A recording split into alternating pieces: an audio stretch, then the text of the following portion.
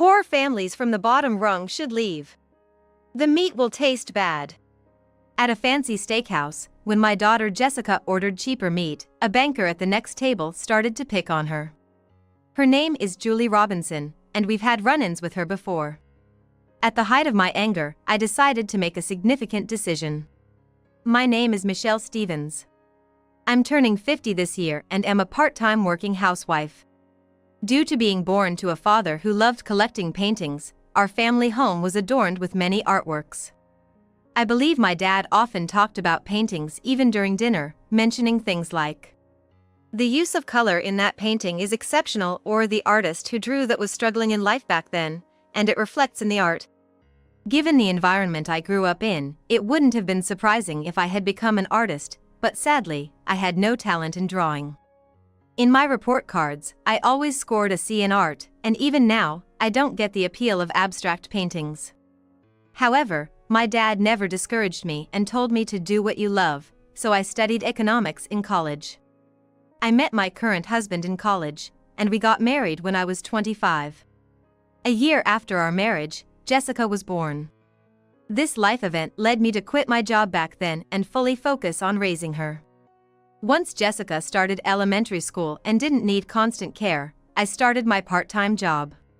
While my husband had a good income, I wanted to set an example for her by working as well. Fortunately, Jessica grew up well and is now a 24-year-old hardworking professional. She seems to face various challenges at work but is leading a lively life. Jessica loves steak, and about once a month, she, my husband, and I visit a fancy steakhouse. I also love meat, so I always look forward to our steak outings. When I lost both my parents around 2 years ago, going out for steak somewhat lightened my sorrow. Today as well, I've made lunch plans with Jessica to go to a fancy steakhouse.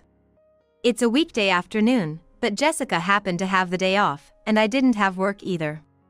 My husband couldn't join us because he's on an extended business trip. But that's all right. Once he's back, we'll plan another outing with the three of us.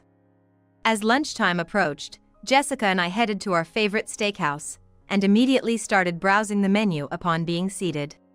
This restaurant is top tier, so the beef is, of course, delicious. However, their pork and chicken are equally tasty. The pork and chicken are also cheaper compared to beef, so we end up ordering them often. This time too, Jessica said, "I'll have the pork ribs and the juicy chicken, please."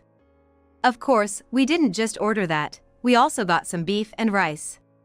Soon after our orders started arriving, and Jessica and I eagerly began grilling. As we relished the meal, we finished the meat in no time. We thought of ordering some more. But then, from the table across the aisle, we heard a weird chuckling sound. Wondering what was going on, we turned to see a middle-aged, somewhat chubby woman giggling at us. "Excuse me, is there a problem?" I asked, only to have the woman laugh even more. "Well, it's just funny. You come to such a fancy steak place and order cheap pork and chicken." She had been observing what we were eating. It felt invasive and uncomfortable. What we chose to eat is our business. We happen to like pork and chicken. Though I found her very rude, I tried to ignore her and focused back on the menu. But the woman from the next table wouldn't stop bothering us. "Pork and chicken, isn't that just bland? When there's delicious beef available, I can't understand why anyone would be so obsessed with pork and chicken." Your meat is burning." I pointed to the ladies' table. "Huh? Oh no, it really is."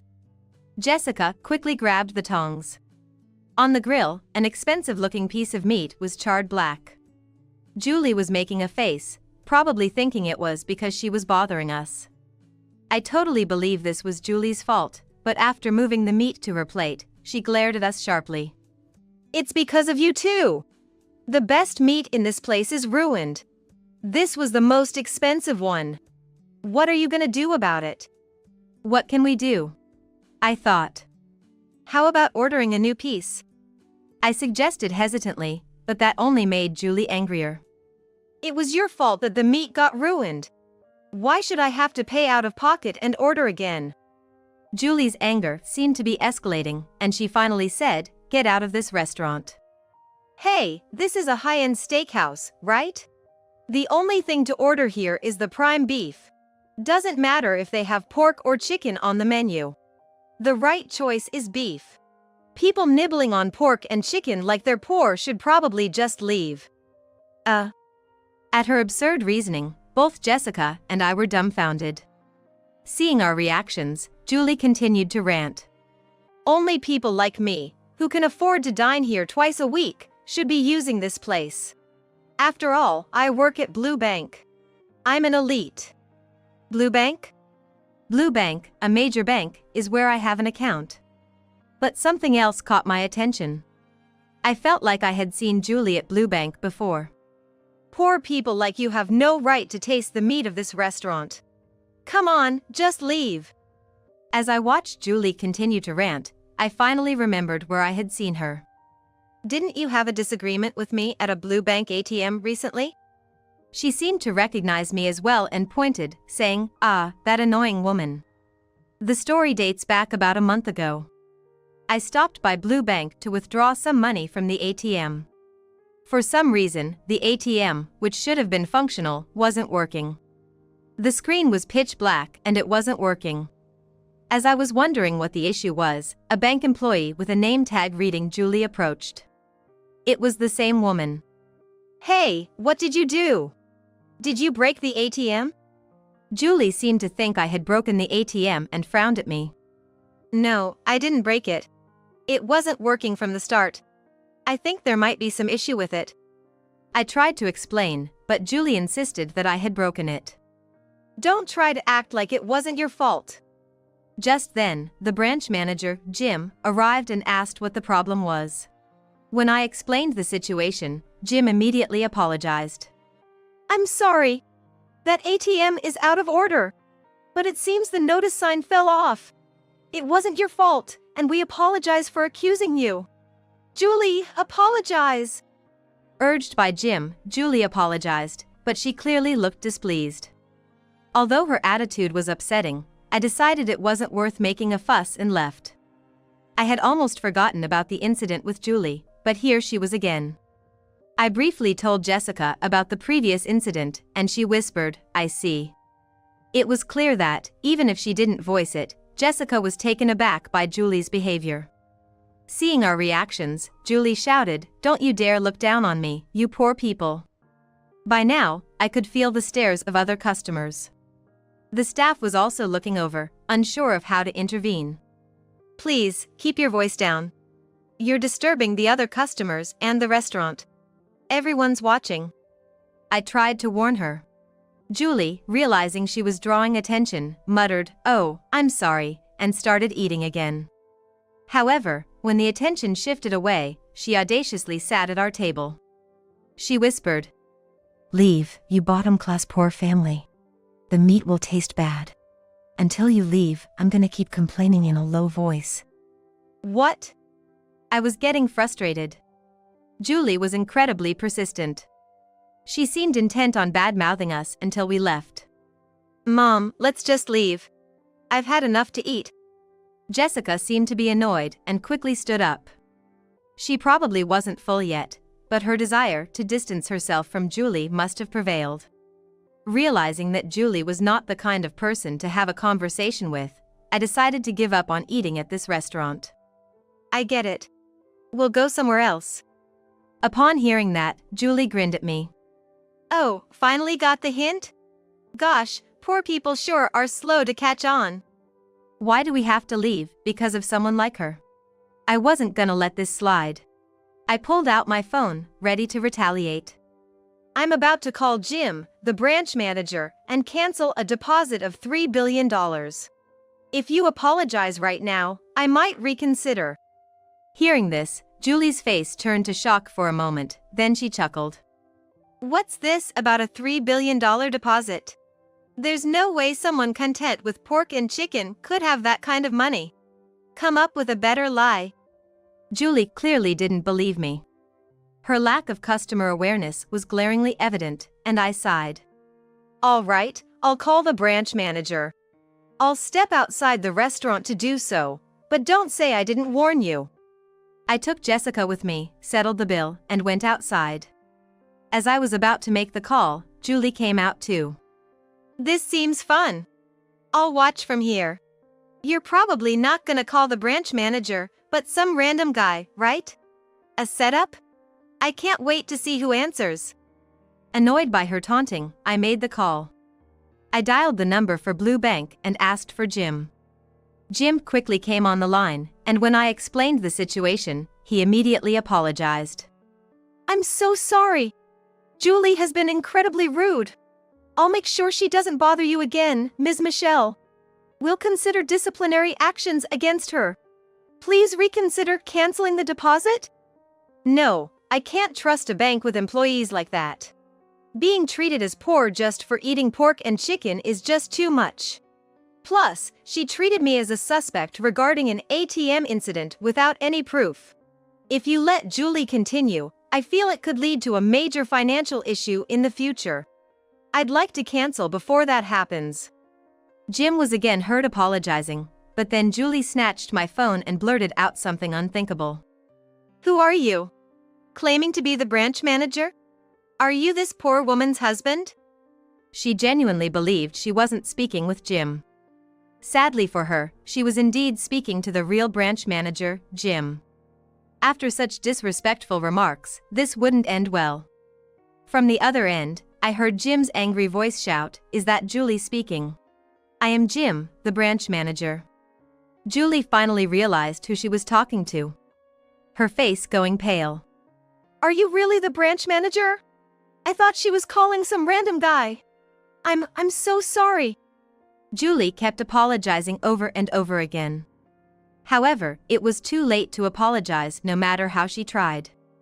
From the phone, you could hear the loud voice of Jim, the branch manager, and Julie's face went pale as if she were ill. Jim's voice was hard to hear at times, but the words come in immediately came through. Yes. I'll pass the phone to Ms. Michelle now. I'm so sorry about that. She then handed me the smartphone, saying, "Here you go, it's your phone call," with a courteous gesture. Thanks, I replied. I took the phone and spoke with Jim again.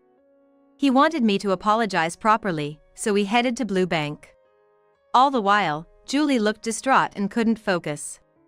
When we arrived, Jim greeted us. We were led to a meeting room, and Julie was told to apologize. Without resistance, Julie said, "I am deeply sorry."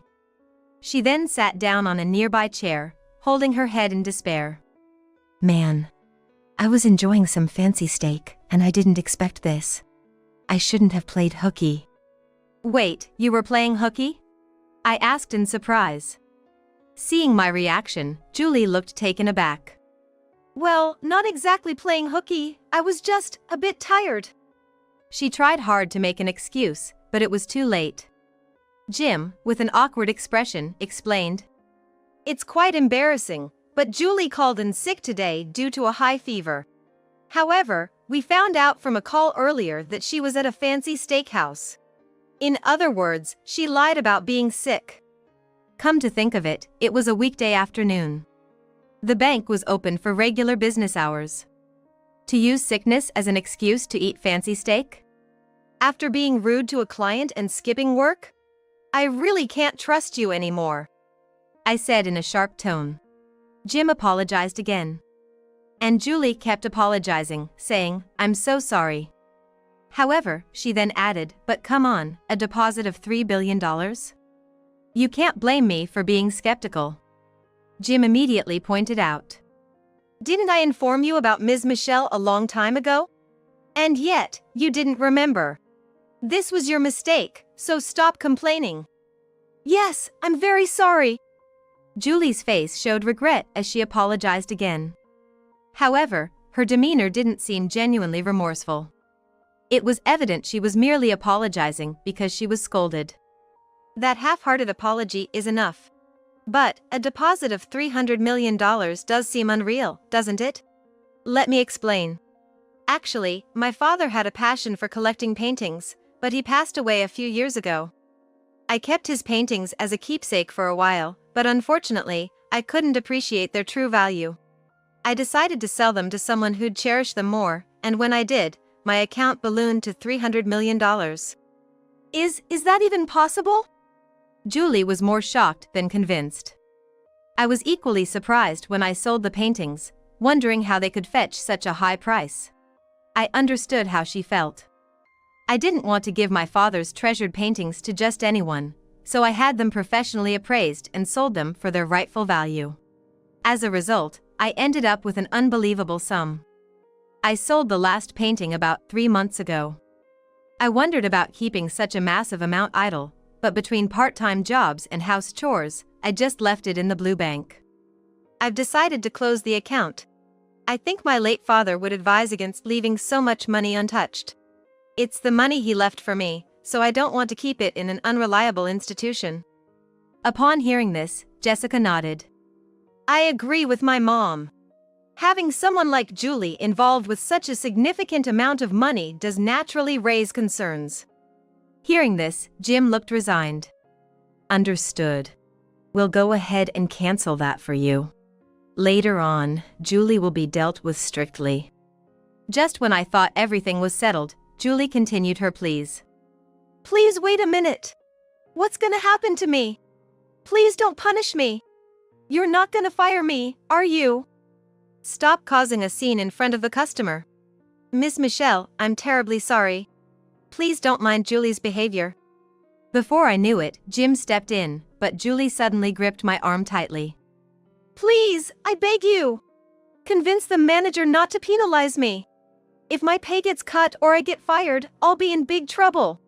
Truth be told, I have debts. A bank worker with debts? And yet you're eating at fancy steakhouses? Maybe start with some budgeting? When I said this with a stern tone, Julie's face looked like she was about to cry. Don't be so cold. Once I started living luxuriously, I couldn't stop. Hey, why not share some of your $300 million with me? Just $100,000 would do. What an absurd request. Why should I give you any money? I don't want to give you even a penny. When I pushed back, Julie's face turned beet red and she snapped. Stingy rich folks, aren't you? Do you guys even work? Having $300 million and still working? How much do you love money? Rich folks like you taking away jobs from others is simply low class. Our employers consider Jessica and I as formal employees. You have no right to tell us to quit. I got my work ethic from my parents' upbringing. Because we were wealthy enough to collect high-end paintings, we were well off back home. However, my parents, fearing I would develop a skewed sense of money, always tried to maintain an ordinary lifestyle.